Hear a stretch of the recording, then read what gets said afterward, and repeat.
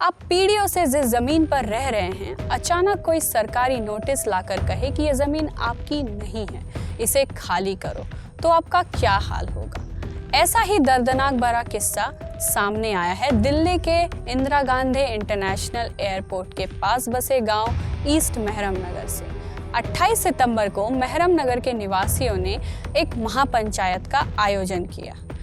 इस महापंचायत में 360 गांवों की 36 अलग अलग समुदायों ने हिस्सा लिया, ताकि वे उन लोगों के साथ एकजुटता दिखा सकें जिन्हें निकाले जाने की धमकी दी जा रही है। कारण है, नेशनल सिक्योरिटी गार्ड ने इस महीने के शुरू में गांव में नोटिस चिपकाया, जिसमें कहा गया अनधिकृत कब्जा धारकों को 30 सितंबर तक अपने घर खाली करने होंगे और किसी भी गैर कानूनी निर्माण या अतिक्रमण को हटाना होगा। गांव वाले कहते हैं कि उनके पूर्वज 300 साल से इस इलाके में रह रहे हैं, जबकि एनएसजी का कहना है कि यह जमीन रक्षा मंत्रालय ने उन्हें सौंपा था।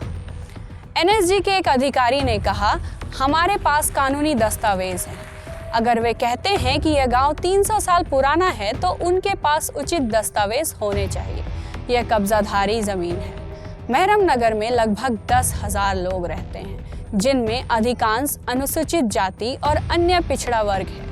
कई पूर्व कर्मचारी एयरपोर्ट और एयरलाइन में काम कर चुके हैं। महापंचायत में राष्ट्रीय झाड़ू मंच के अध्यक्ष और भारतीय दलित फोरम के राष्ट्रीय महासचिव लखन सिंह ने कहा कि परिवार कई पीढ़ियों से इस जमीन पर बसे हुए हैं और उनके पास सभी जरूरी दस्तावेज हैं। उन्होंने कहा कि सरकार हाशिए पर रहने वाले समुदायों की सहनशक्ति को परख रही है।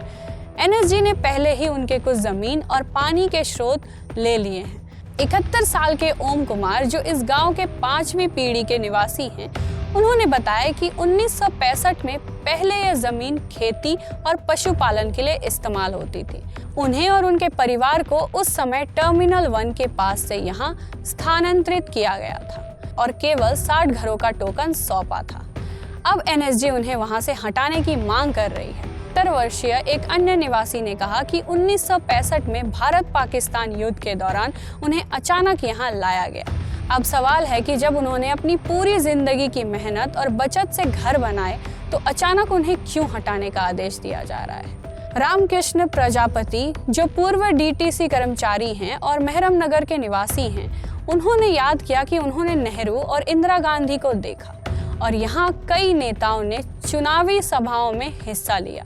नसीब सिंह उज्जैनवाल ने कहा कि 1965 में आपातकाल के दौरान कोई दस्तावेज नहीं बने थे, लेकिन उनके पास 1918 के मान्य दस्तावेज मौजूद हैं। दिल्ली प्रदेश कांग्रेस कमेटी अध्यक्ष रविंद्र यादव ने कहा कि पहले झुग्गी झोपड़ी में रहने वालों को हटाया गया, अब दिल्ली के गांवों को भी निशाना बनाया जा रहा है।